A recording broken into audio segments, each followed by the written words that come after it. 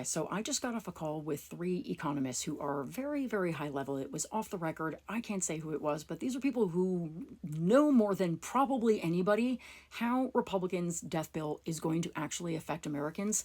And I took a bunch of notes in my car with like some junk mail that I had. Oh my God, you guys, I'm just going to read you the highlights of my notes because shit, it's bad. And some of these things are going to be answers to questions that you guys have asked me, so watch till the end if you can. So the SNAP cuts, first of all, biggest SNAP cuts in the history of the country by far, right? They're going to up work requirements.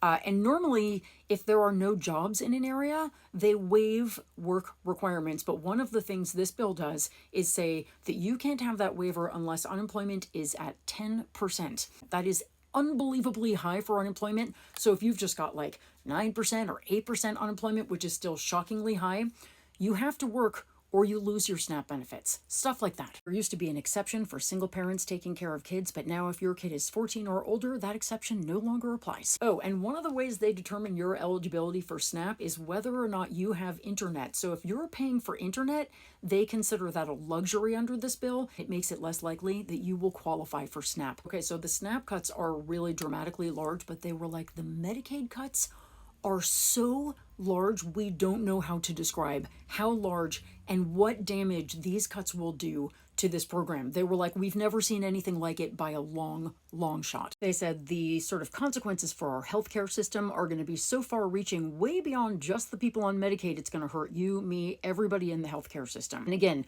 they talked about how work requirements are not designed to make people work because most people on Medicaid already work. They are designed to make you fall off of the program because you can't keep up with the paperwork and the red tape, especially if you don't have internet, which if you want SNAP, you can't have. I mean, you guys, this is some sinister shit. Said by conservative estimates, 15,000 people will die from not having coverage every year, which makes sense since 17 million people are going to lose their health insurance coverage. And then there's this cost sharing thing. So now on Medicaid, if you are making over $20,000 a year, so if you're in this little area where you're poor but not like in the poorest, you have to cost share and pay about $1,000 a year of your own money for your health care. Rural hospitals, okay, so they gave $50 billion now for this Rural Hospital Stabilization Fund. So I asked a question, is that going to save rural hospitals? And the guy just looked at me and he said, it's like putting a Band-Aid on a bullet wound. They said this bill is going to drive up our cost of living almost across the board. Prices are going to go up across the board because of the bill. As far as jobs go, they said prior to this, the Biden administration passed the IRA and it was driving an American industrial renewal.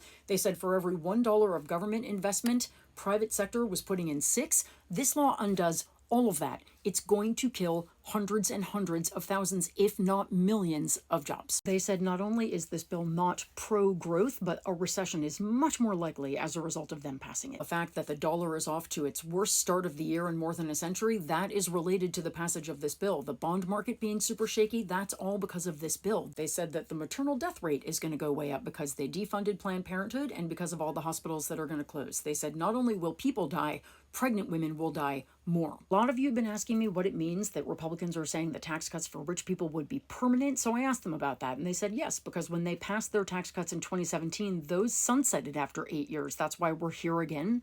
This time they want them to last forever. So all of the tax cuts that benefit the wealthiest people and corporations are permanent, but the ones that help the working class are gone after 3 years. And I'll just close by telling you what one of the people said who had a lot of experience with healthcare policy and the economy. At the end of the call, she said, and I wrote it down so I could quote her directly, "It's grimmer than you can possibly imagine."